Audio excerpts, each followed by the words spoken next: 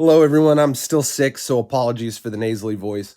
One of the things I've not really done in a long, long time on this channel is gotten in the middle of not gotten in the middle because I'm nobody, but I mean, reported on e-drama stuff, YouTube niche celebrity stuff.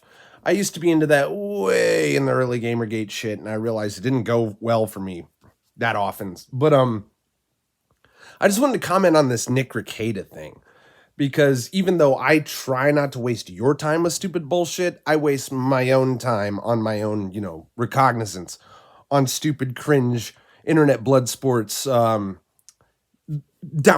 of an e-celebrity shit. I love that. I love lol cow shit. I do that in my recreational time all the time. So why would I be wasting your time with something that I think, everybody should just choose to waste their time on? I don't like bringing superficial niche celebrity bullshit into like conceptual stuff when I'm trying to change your mind at a core level about issues. Well, that's what I want to talk to you about in relation to this Nick Rekieta guy. If you're familiar with him at all, you know that he became famous trying to save Vic Mignogna from Funimation slander, fucked that up. Then he became much more famous covering the Kyle Rittenhouse trial, and then way more famous, just astronomically like mainstream famous, covering the Johnny Depp trial. And then Nick Rekieta developed alcoholism. Very obviously, that can't be called slander when you're watching the guy drink a fifth of whiskey every night on stream. That's alcoholism, straight up. But what people had alleged against him and is now relatively clear, and you still have to say alleged because the court case isn't final, but the guy was arrested for cocaine possession, ketamine possession, child endangerment. You're finding out that this guy is a cuckold and a swinger, and all his stuff about family values was a lie. All his stuff about monogamy was a lie. All his stuff about loving anime was a lie. The dude is, this is an overused word, but if there's anyone that you can 100% call a grifter, it's Nick Rekieta. The dude would do anything to impress upon his audience that he's on their side and they should give him money. And the man made millions, and he was already wealthy. He's a trust fund baby, like Will Wheaton style or some bullshit, right? And what I found very fascinating is his downfall was so extreme and so apparent. But there was, before the arrest, there was this cloud of people who felt like they owed loyalty to the law pope, to the grift king, right? This internet personality had made a great career. Nick Rekieta had made a great career of finding struggling niche internet celebrities and uplifting them. He did a lot for Ethan Van Sciver in Comicsgate, and we find out Ethan Van Sciver is a fucking sociopath and alcoholic himself, and his delusions of blaming Nick Rekieta's young underage children for his arrest and because the way Nick Rekieta got arrested is a mandatory reporter, one of his church pastors, reported him for child endangerment. And the further charges came from a storming of the house on a warrant. They broke into Nick Rekieta's house, because Nick Rekieta, I don't even think, was home at the time of the raid, and advised his family to just bar the door and have the police traumatizingly bash it in instead of just letting them in because they had a warrant. I've heard that, but I think it's actually true that Nick Rekieta was there, because there's also tales of him looking at the warrant, throwing it on the ground, and just shutting the door, which I actually believe more than the previous story. But what I really wanted to talk about, sorry for taking 4 minutes to set it up, is once it became abundantly clear that Nick was a fraud, that Nick Rekieta was a bad person, that he wasn't a good lawyer, that he wasn't a good streamer, that almost everything he did to get attention, like saving or not necessarily saving, but really helping niche internet celebrities like Doug TenNapel, the creator of Earthworm Jim, and a bunch of other streamers who probably wouldn't have had a career except for their personal relationship with Nick Rekieta. He really did start LawTube. The thing is, LawTube has moved on to people like Bruce Rivers, the criminal lawyer, actual practicing trial attorneys, filming from their offices, not streaming, but making produced videos in their $10,000 suits. And you start to find out that all these other kind of LawTubers who wear plain clothes and stream for 6 hours from their Their home offices were a little bit less legitimate and were the kind far more likely to just defend Nick Rekieta, to sweep for him. And despite everything we've seen about what a terrible person Nick Rekieta actually is, an alcoholic, a drug addict, a sociopath, a narcissist, an egocentric guy, drug addict, child abuser, turned his back on all his fans, fucked up every charitable thing he ever tried to do for a celebrity. But there's so many people just still defending him. And now there's this whole cottage industry of people, trying to go after Nick Rekieta's detractors. And I'm like, why? This is what I call pathological loyalty. I am a very strong believer in loyalty. I think loyalty is one of the most important virtues a human being can have.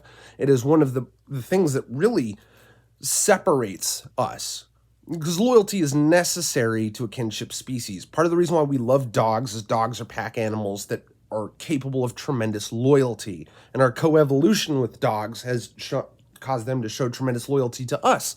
And there's so many people who say they love dogs more than people, and why wouldn't they? One of my favorite quotes of all time, and I love it as a cynic because the word cynic comes from to love dogs, from Diogenes, back in the time of Alexander the Great. There's this Mark Twain quote that goes, "If you make a starving dog prosperous, he will not bite you." This is the principal difference between a dog and a man. However, at what point are you experiencing pathological loyalty? At what point are you humiliating yourself and your own virtues by trying to twist and through cognitive dissonance some kind of way that a character like Nick Rekieta is still the hero of the story? There's people who have these fantasies about planted drug evidence and kids trying to bury their dad and them planting the evidence, or maybe all the partying and cuckoldry and shit is all way over exaggerated. And even though it probably almost certainly occurred, the idea that, Nick Rekieta he wasn't just arrested for like ketamine, which is a hardcore drug, and cocaine possession. He had 26 grams, which is right on that line of they can just try to hit you with an intent to distribute and up your shit way into felony territory. Even though there's almost no chance Nick Rekieta will get this much time, the maximum sentence for the charges he's facing is over 26 years in prison. And the fascinating thing is, when I looked at this, I didn't think it would really be the end of the story, because Nick Rekieta has no criminal record beyond speeding and shit. I think he might actually have a DUI, so that might aggravate his case and shit. But a white, upstanding family man who has kids to take care of, hypothetically, oftentimes, even with facing charges like this, can really plead guilty. He can get the gun charge, because there's a gun charge on top of his possession charge, pled out, because that shit's mandatory 3 years, I'm pretty sure, in Minnesota. So you never want to have drugs and guns in the same place. If you get arrested for drugs and the gun is there, the gun is just a charge because it's there. You never want that. But you can plea out all this shit. And there was a strong chance he could go to rehab, be on probation forever, and maybe never even go to jail. Well, I mean, he went to jail, but never go to prison. But the guy's pleading not guilty and hiring an attorney and thinks he can fight this, maybe on a fruit of the poisonous tree evidence collection technicality. But the thing is, you don't get jail if you plead. You gotta make a plea deal. This guy's gonna fight it. And if he fights it all the way to a jury, the dude's going to go to prison for some amount of time. There's almost no way this guy can take this shit to trial, waste the state's time and the people's time, and get a guilty verdict through a jury and not go to jail. And there's still people trying to excuse this shit. Doug TenNapel, Ethan Van Sciver, a good bunch of LawTube. Some of his LawTube buddies never really backed him. One of his best friends was Sean, a guy from a channel called Potentially Criminal. Sean sold him out right away. He's like, nope, yep, this looks really bad, Nick. And he just reported it straight down the line. And he didn't outright bury the guy, but he made no attempt to sweep for him, no attempt to protect him, no attempt to make him save face, didn't try to be a janitor and clean up after him, just sold him out. Good move. Very few of LawTube actually chose to do this. And to this day, 3 weeks later, almost a month later, Nick Rekieta is still unrepentant, still unwilling to address that there's a severe problem, not even smart enough to stay off the internet, still talking shit about lawyers and judges and people who could really fuck him in this case, and just causing himself no end of trouble in sight, just pure self-destructive energy. And people are still defending him. See, loyalty is a principle, and loyalty is a virtue. But loyalty to virtues is definitely a better behavior pattern than loyalty to human beings. If you surround yourself with good, virtuous people and are loyal to them and share virtues with them, that's better than doing the blood brother thing, because it's the same thing. But if the brother that you've sworn an oath to wants to jump off a cliff and you're tied to him, you're going to go off with that guy down the cliff as an innocent person, ride or die, my buddies, and you're going to go down. And some people would say, hey man, that's real loyalty. I say, hey man, that's dumb motherfucker Mark behavior. If you surround yourself with con men and liars, deceptive people and hypocrites, not only are you more likely to begin to mirror and share their virtues, but if you tie yourself to them and they go off the cliff, you are going to. Be aware of that. You must be capable of cutting off people, because guess what? If your bonds are based on virtues and shared values, you will never need to cut that person off to save yourself. And you will never have to feel ashamed of doing that.